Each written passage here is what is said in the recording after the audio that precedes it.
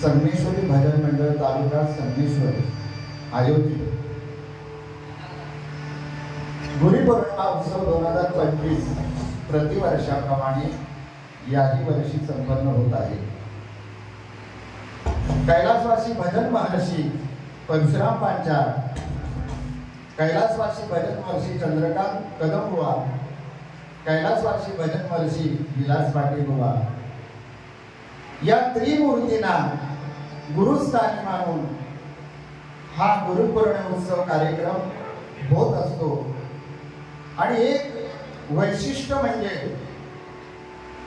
प्रत्येक शिष्यांचे गुरु वेगळे आहेत आणि असं असून सुद्धा सर्व शिष्य संगमेश्वर तालुक्यात एकत्र येऊन हा गुरुपौर्णिमेचा कार्यक्रम मोठ्या आनंदाने भक्तिभावाने हरिनामाच्या गजरात संपन्न होत असतो। असा हा कार्यक्रम पूर्ण रत्नागिरी जिल्ह्यात असा कार्यक्रम होत नसेल असं मला वाटतं। आपल्या संगमेश्वर तालुक्यात हा कार्यक्रम होत आहे ही मोठी कौतुकाची गोष्ट आहे। आणि कार्यक्रम म्हटलं की नियोजन आलं आणि कुठल्याही कार्यक्रम करायचं नियोजन महत्त्वाचं असतं। कारण आमची कार्यकारिणी मंडळी ते निवेदन उत्तमरित्या करत असतात। त्यांचं कौतुक करावं तेवढं कमीच असतं, कमीच आहे। आम्हाला वाटतं की आम्ही वर्गणी दिली की कार्यक्रम झाला, तर असं होत नसतं। या मागे खूप मेहनत, प्रत्येकाची धावपळ आहे, धडपड आहे। सगळ्यात मोठं काम कोणतं असेल तर पत्रिका वाटप। श्लोक 34 आहे। तद्विधि प्रणिपातेन परिश्रमेण सेवया उपेदेक्षन्ते ते ज्ञानं ज्ञानिस्तत्त्वदर्शिनम्। आचार्यांकडून या श्लोकामध्ये भगवंत अर्जुनाला सांगतायत की आचार्यांकडे जाऊन त्यांना नमस्कार करून प्रश्न विचारून सेवा करून त्यांच्याकडून ज्ञान प्राप्त करून घे। ज्ञान संपन्न अनुभवी आचार्य तुला उपदेश करतील। पुढे ओळ्या त्याच्या ते ज्ञान पैगाबर में जरी मनी आती आणावे तरी संताया भजावे सर्वस्वेसी। जे ज्ञानाचा गुरुठा ते सेवा तो स्वाधीन करे सुवता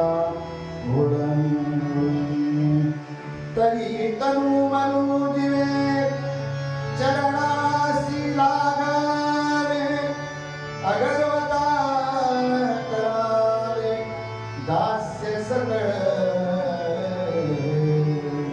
मग अपेक्षित जे आपुले तेही सांगितले कुशले जेणे अंतःकरण बोधवे संकल्पाने।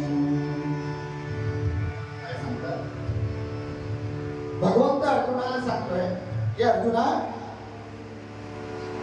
तुला उत्तम ज्ञान लाभावं असं जर वाटत असेल तर संतांना शरण जा। काय सांगतात? संतांना शरण जा। कारण या कलियुगामध्ये भगवंत संतांच्या रूपाने कार्य करत असतो। म्हणून सांगतात देवते संत देवते संत निमित्त त्या प्रतिमा। संत या जगामध्येच आहेत, जगामध्ये वागतायत, जगामध्ये वावरतायत, परंतु ते ओळखण्यासाठी आपल्याकडे दृष्टी पाहिजे, डोळे नाही। डोळ्यानं बघणे आणि दृष्टीनं पाहणे याच्यामध्ये फरक आहे। एखादा संत भेटला तुम्हाला तर ते ओळखण्याकरता तुमच्याकडे काय पाहिजे? दृष्टी पाहिजे. तुम्ही डोळ्यानं वरून त्याला बघा, पण आतून अंतरंगामध्ये पाहण्याचं असेल तर त्या ठिकाणी दृष्टी पाहिजे. म्हणून भगवंत अर्जुनाला सांगताय, बाबा संतांना शरण जा म्हणजे तुला ज्ञान प्राप्त होईल. आपण म्हणतो की नाही? आणि तो देव संतांच्या घरी काय जायला सांगतात भगवंत? तर मी कुठं असेल तर ज्या ठिकाणी संत आहे त्या ठिकाणी भगवंत मी असं भगवंत सांगतो. आपण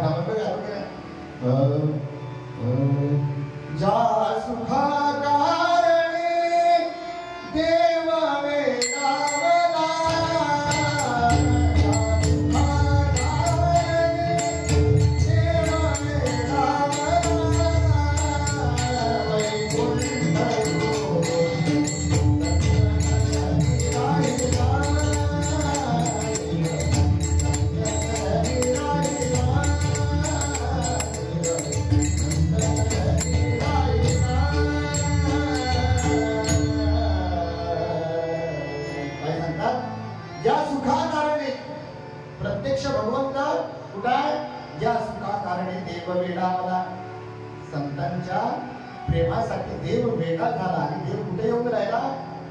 संतांच्या सदरी. या सुखा कारणे देव वेगळा वेगळा वैकुंठ सोडून संत सदरी राहिला. भगवंत वैकुंठ सोडून कुठे राहतो? संतांच्या सदरा, संतांच्या घरी राहतो. म्हणून ते देव कुठे आहे? तर संतांच्या घरी आहे. देव कुठे आहे? आपल्या हृदयामध्ये आहे. परंतु काय सांगतात? आपला विषयाच्या ठिकाणी ओढा असल्यामुळे देव आपल्याला जवळ असून सुद्धा भेटत. माऊली नव्याध्यामध्ये सांगतात, पाहे पागुड पवित्र आणि गोड, पासे ध्वजेची आमदरान, परिते अवघे रुणी गोचिड अशुद्धताय विसेवली. काय सांगतात? पहा की गायीच्या ओटीच्या ठिकाणी बघा, ते गोचिड असतं ना, ते फक्त त्या ओटीमधलं रक्त तेवढं सेवन करत असतं. फक्त मध्ये पडदा आहे, पलीकडे काय आहे? दूध आहे. हे उदाहरण का माऊली देतात? भगवंत काय सांगतोय? तर देव तुझ्या जवळच आहे, परंतु त्याला आपल्याला भेटत नाही. परंतु भेटणार नाही. कशाला भेटेल? मला जर पाहिजे भेटावं असं वाटत असेल तर संतांना शरण गेल्याशिवाय देवाची प्राप्ती होणार नाही. गुरु केल्याशिवाय तुम्हाला ज्ञान मिळणार नाही. बघा ना, गोचिड किती फक्त रक्त सेवन करते, त्याप्रमाणे आपण विषयाच्या लालसेने, आपण विषयाच्या संगतीने, विषयाच्या चवणी केली आयुष्याची गाळणे. आपल्या विषयाच्या संगतीने आपलं आयुष्य गाळ होतं. आणि आम्ही खूप भाग्यवान आहोत. या महाराष्ट्रामध्ये आपला जन्म झाला. आणि ते आणखी भाग्य म्हणजे संगमेश्वर तालुक्यामध्ये आपला जन्म. हा हरिनामाचा जो आपण हरिनामाचा छंद आपल्याला लागला, हरिनामाची जी गोडी आहे ती लागली, हे आपल्याला भाग्य आहे. म्हणून आपण भाग्यवान आहोत. पवित्र ते गुळ पावन तो देश होय, जे ते हरीचे दास जन्म घेते. ते गुळ पवित्र आहे, तो देश पवित्र आहे, ते भगवंताचे दास जन्म घेतात. माऊली दुसरं उदाहरण सांगतात, का कमलकंदा आणि दुर्धरू नांदणू एकची घरी, परी पराग सेविले भमरी गेरा चिखलची मुली. बघा कमळ, बघा कमळाच्या बुंद्याजवळ बेडूक आहे, परंतु त्या कमळातील सुगंध कोण घेऊन जातो? भ्रमर घेऊन जातो. परंतु त्या कमळाला फक्त चिखलच केलं जातं. त्याप्रमाणे आपली अवस्था, आपण विषयाच्या डबक्यामध्ये उड्या मारतो. भगवंत जवळच आहे, परंतु आपल्याला त्याचं ज्ञान घेण्यासाठी सद्गुरू केला पाहिजे, गुरु केला पाहिजे. म्हणून आपण हा कार्यक्रम करत आहे. जर रामाशी राम ठाऊक असतात तर काय शरण गेला असता वसिष्ठाशी? बघा ना, तुम्ही आपल्याला असं वाटतं, आम्हाला असं ज्ञान झालं की वाटतं की आम्हाला गुरु करण्याची गरज नाही. काय गरज आहे? परंतु प्रत्यक्ष भगवंत जर गुरुकडे जात असेल तर तुम्ही आम्ही कोण? प्रत्यक्ष भगवंत भगवान श्रीकृष्ण साधीपणी ऋषीकडे जातात. कशा करता?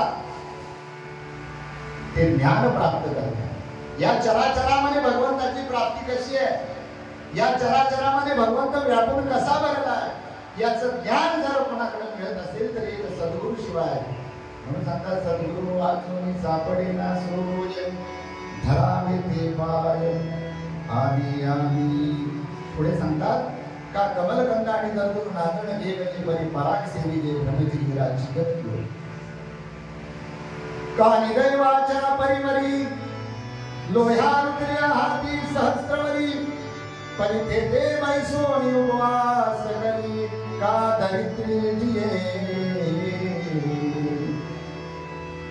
एखादा निर्दयी मनुष्य असतो, त्याच्याकडे पैसा का काही नसतो, परंतु त्याच्या घरात सोन्याचा मोहरा असलेला हंडा त्याच्या घरात उरलेला आहे, परंतु याचं त्याला ज्ञान नाही आणि त्याच्यावर तो बसून उपवासी राहतोय, दारिद्र्यामध्ये राहतोय. हे दुर्भाग्य. सांगायचं काय माऊलीला? काय सांगायचं? हे गबक काय ना आपण ऐकलेलं आहे बऱ्याच वेळा.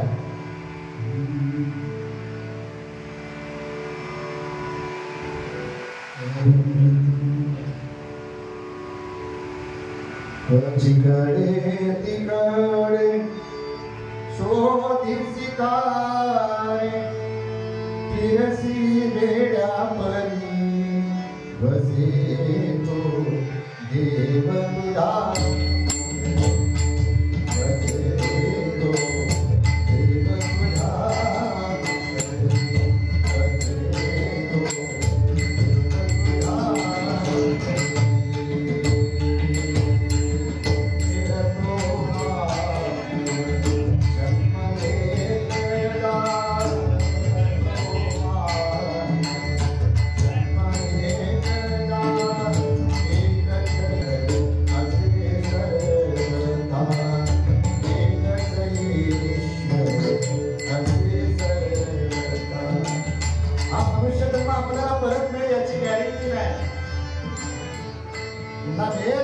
याची गॅरंटी नाही म्हणून सांगतात.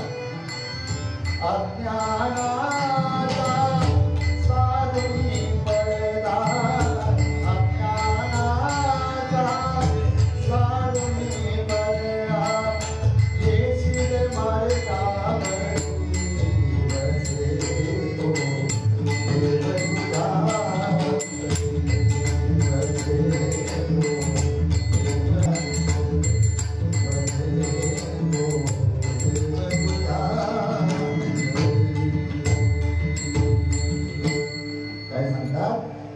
वसे तो देव तुझ्या अंतरी तुझ्या हृदयात आहे. असता हृदयामध्ये मी रामू, असता सर्व सुखाचा आराम की भ्रांताचे कामू विषयावर. देव जवळच आहे. काकेत कळसा, जुनी म्हणा काकेत कळसा आणि गावाला वळसा. थोडक्यात देव जवळच आहे, परंतु त्याची आपल्याला गाठभेट नाही. आणि ज्याची गाठभेट झाली त्याला या चराचरामध्ये असणाऱ्या चैतन्याची, त्या ब्रह्माची, त्या भगवंताची ओळख होते. आणि त्या चैतन्यामध्ये विठ्ठल जैस तरी भरला रिता ठाव कोठे नाही उगला आजी मी दृष्टीने पाहिला विठ्ठलची. हा जो राम आहे, राम काय कृष्ण घ्या, कोणताही घ्या, राम घ्या कृष्ण घ्या, परंतु ते नाम भक्ती भावाने उच्चारा तुम्हाला त्याची प्राप्ती, त्या भगवत भजनाची भजन केलेल्याची प्रचिती आल्याशिवाय राहणार नाही. म्हणून सांगतात एका ठिकाणी जीवा शिवाचे जडले नाचे, जीवा शिवाचे जडले नाचे, सफळ झाले काम पाहिला कण कण पाहिला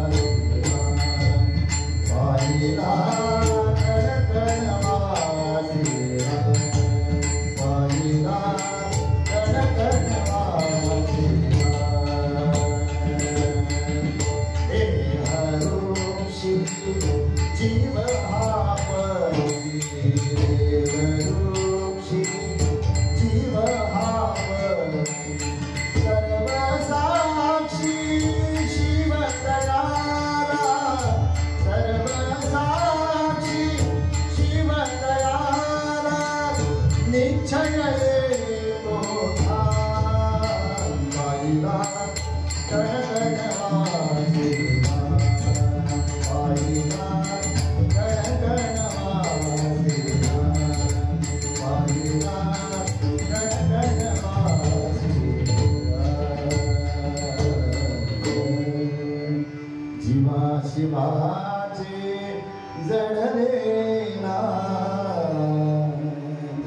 जीवा आणि शिवाची गाठ कोण घालून देतं?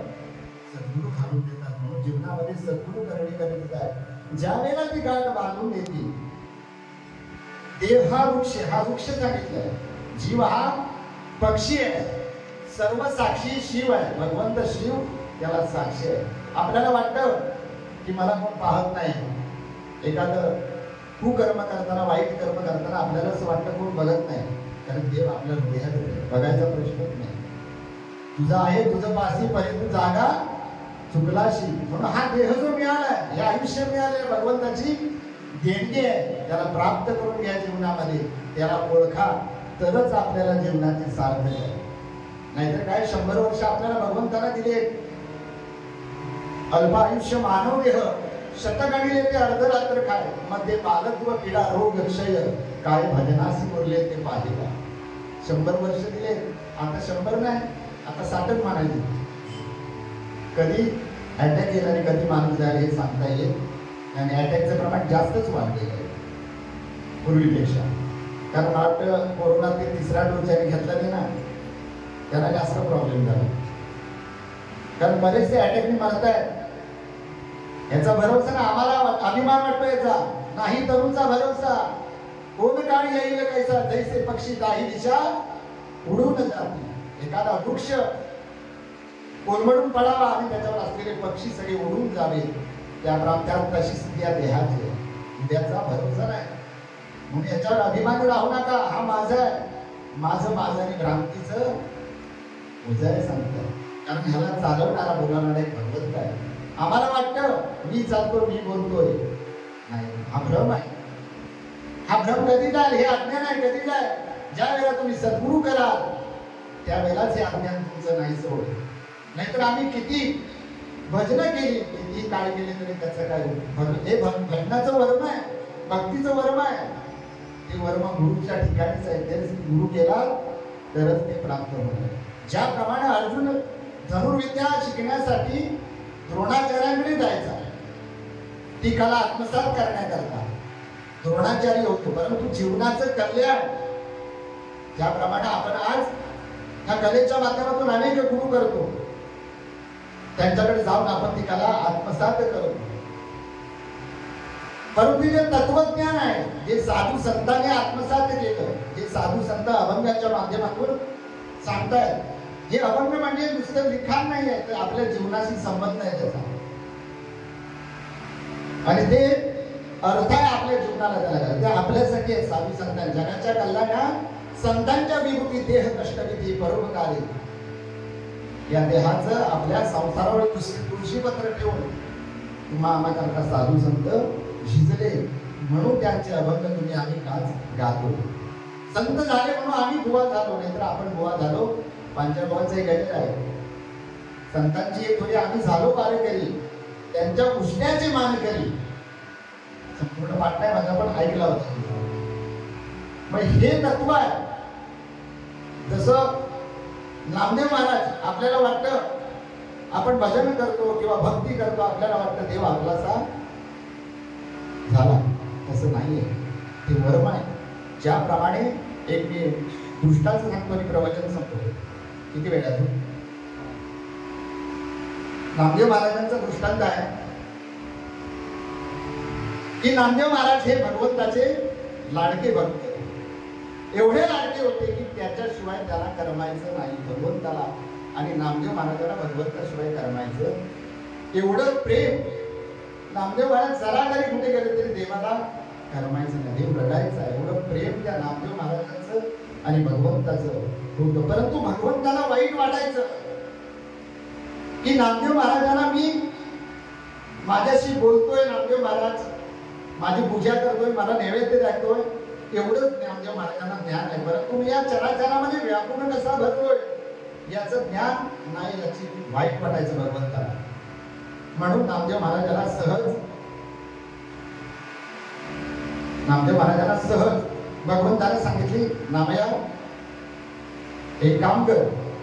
भगवंत नामदेव महाराज, भगवंत काय तरी संतांची मांदी आळी आहे, त्या मांदी आळीमध्ये तू जा आणि तिथे बस. जाऊन बस एवढंच त्यांनी सांगितलं. आणि त्यावेळेला संतांची मांदियाळी जमली होती. सर्व संत एकत्र, ज्ञानेश्वर महाराज, सोपान काका, निवृत्तीनाथ, मुक्ताई, गोरोबा काका असे सर्व संत एकत्र जमले आणि त्यावेळेला एकमेकाच्या पाया पडतात. एकमेकाच्या पाया पडतात. कारण पंढरीच्या लोकांनाही अभिमान पाया पडे जन एकमेका.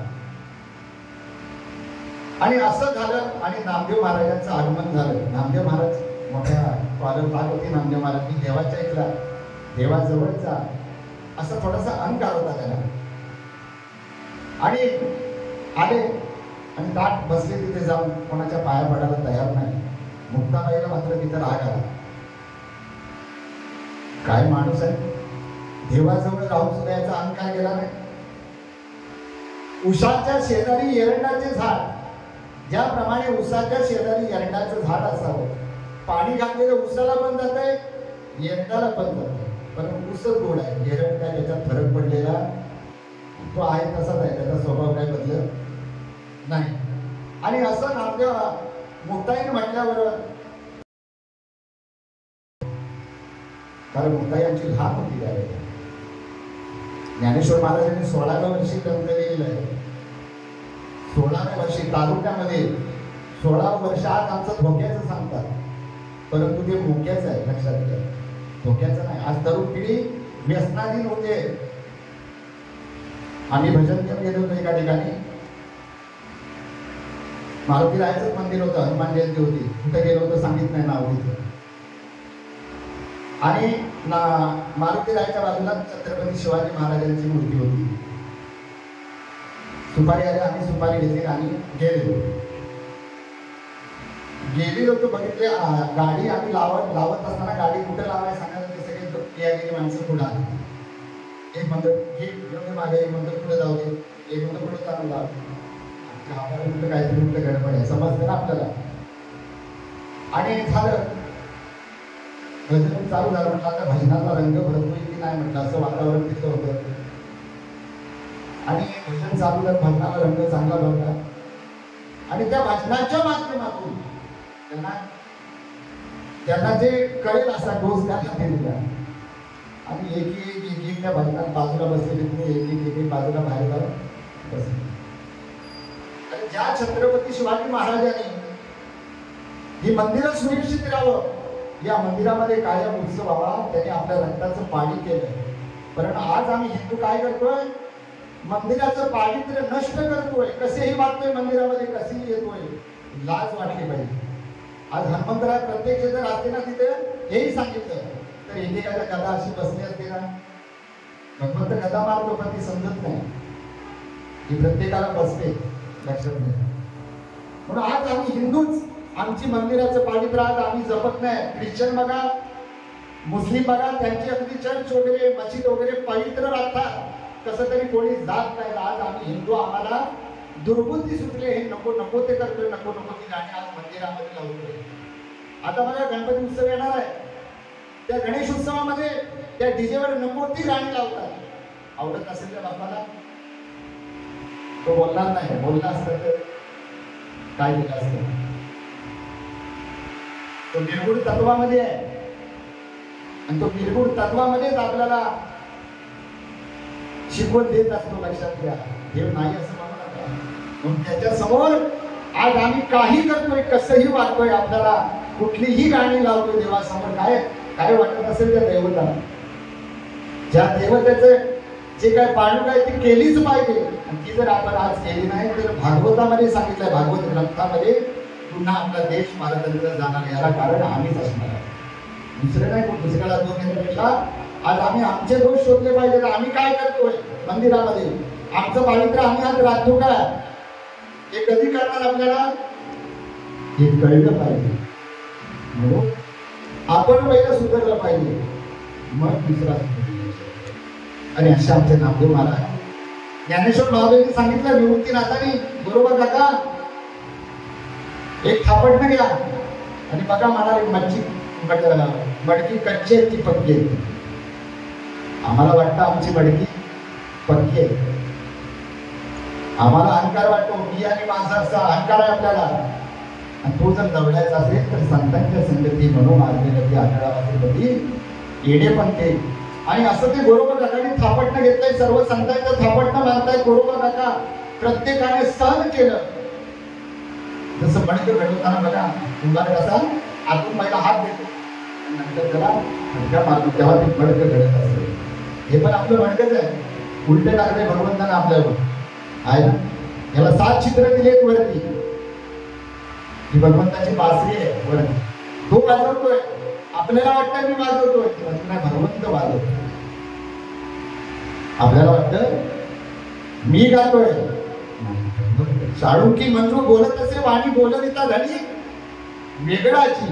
कारण त्याच्या सत्तेने एक पान सुद्धा आलं नाही, लक्षात घ्या. एक पान तर तुम्ही आणि काय त्याच्या पुढे हे ओळखून भजन करा सांगतात. आणि नामदेव महाराजांच्या ज्यावेळेला थापट बसलं, त्यांचा तो अहंकार जागा झाला. दाडकन तिथून उठले, मला कशासाठी इथं बोलवलं, माझा असा अपमान करायला. ताडताड उठले, भगवंताकडे गेले. भगवंताशी भांडू लागले, कशाला मला तिथं पाठवलंस, माझा अपमान करायला पाठवलंस काय? अरे मी तुझ्या एवढं बोलतो, तुझ्यावर प्रेम करतो, तुला तुझी पूजा करतो मला मागे, आणि मला तिथे नको तिथे पाठवून माझा अपमान केला. असं म्हटल्यावर ठीक आहे, तिथं अपमान झाला ना, मग तो एका ठिकाणी जा, सांगतो तिथं औंढ्या नाथाला जा, तिथं खेचर स्वामी बसलेले आहेत, ते तुला उपदेश करतील. आणि तसेच नामदेव महाराज खेचर स्वामींच्या इकडे जायला निघाले, औंढ्या नाथाला पोचलेले. तिथे शिव मंदिर होतं, शिव मंदिरामध्ये खेचर स्वामी बसले होते. कसे बसले होते? पिंडीवर पाय ठेवले होते. वयस्कर होते खेचर स्वामी, पिंडीवर पाय आणि बसले. आणि हे नामदेव महाराज आले. आणि आल्यानंतर त्यांना विचारलं, म्हातारे बाबा काय? म्हणाले काय? अहो पिंडीवर पाय ठेवले तुम्ही.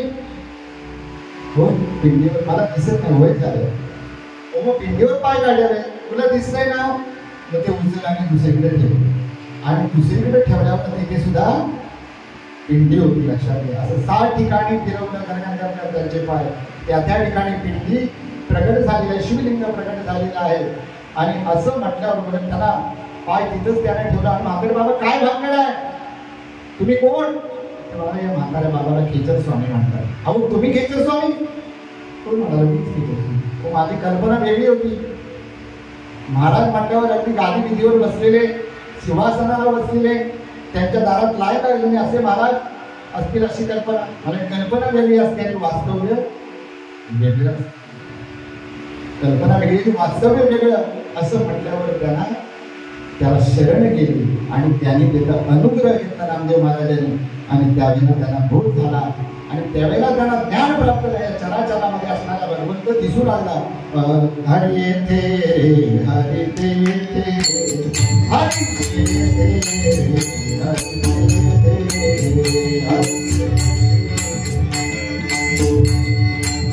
हरी वाचून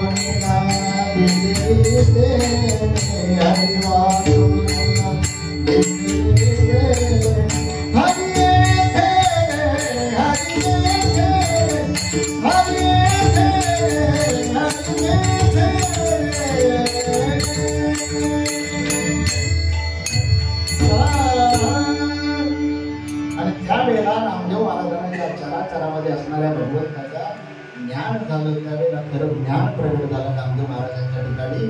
आणि त्यावेळेला नामदेव महाराज घरी आले आणि स्वयंपाक करू लागले. नामा स्वयंपाक करून बैसला, केशव श्वान रूपे आला. त्यावेळेला असं झालं, भगवंत श्वानाचं रूप घेऊन नामदेव महाराजांकडे आला. आणि त्यांच्या भाजलेली रोटी होती ती घेऊन पळू लागला. आणि ज्या वेळेला पळू लागले त्यावेळेला नामदेव महाराज म्हणतात, हाती घेऊन या तुपाची वाटी, नामा लागे श्वाना पाटी. तुपाची वाटी घेतली नामदेव महाराजांनी. आपण कुत्रा एखादा आला तर आपण वाटी घेऊ का काठी घेऊ? आपण काठी घेऊन त्याला हाकलून जाऊ. परंतु नामदेव महाराजांनी हातामध्ये वाटी घेतली आहे तुपाची. आणि भगवंताला सांगतात, बाबा भगवंता, अरे तूप घे नुसती कोरडी रोटी खाऊ नकोस. असं ज्ञान त्यावेळेला त्यांना चराचरामध्ये प्राप्त. म्हणून गुरु सद्गुरु जीवनामध्ये केला पाहिजे सांगतात. म्हणून प्रत्येकाने गुरु कराच, गुरु तत्व काय आहे, भगवंताचं नाम काय आहे हे ओळखा आणि ते ओळखण्याकरता सद्गुरु वाचून सापडेना सोय धरावे ते पाय आधी आधी. तुका म्हणे कैसे आंधळे जन गेले विसरून खऱ्या देवा. तुका म्हणे कैसे आंधळे जन गेले विसरून खऱ्या देवा. आपण आंधळे आहोत. आपण मूर्ती बघतो, मूर्तीचा देव कळला पाहिजे, मूर्तीचं चैतन्य कळलं पाहिजे, या चराचरामध्ये असणारा भगवंत कळलं पाहिजे, या चराचरामध्ये भगवंत कसा उरून मारताय याचं ज्ञान झालं पाहिजे. ते ज्ञान करण्याकरता, प्राप्त होण्याकरता सद्गुरु जीवनामध्ये करणं गरजेचं आहे आणि तो प्रत्येक माणसानं केलं पाहिजे. आणि मग ओळखून भजन कीजे, नाही तो वर करून या तोड हाका मारी तो प्रचंड नाम रूपासी नाही मेळ अवघा वाकेचा गोंधळ. सगळा गोंधळ काही उपयोग नाही. म्हणून सद्गुरु करा. आपलं ज्यावेळेला सद्गुरु करू ना त्यावेळेला तुमचा नवीन जन्म लक्षात घ्या. बाबा अहंकार निशी घनदाट गुरु वचने उदरी पहाट माता भक्ती वेतली भगवंत तिने मार्गदानीला चोखडला नरहरी रामा गोविंदा वासुदेवा. गुरु घाली ज्ञानांजन गुरु घाली ज्ञानांजन गुरु दाखवी धन गुरु दाखवी धन गुरु सौभाग्य देऊन जाणू भोर नागवी गुरु सौभाग्य देऊन जाणू भोर नागवी.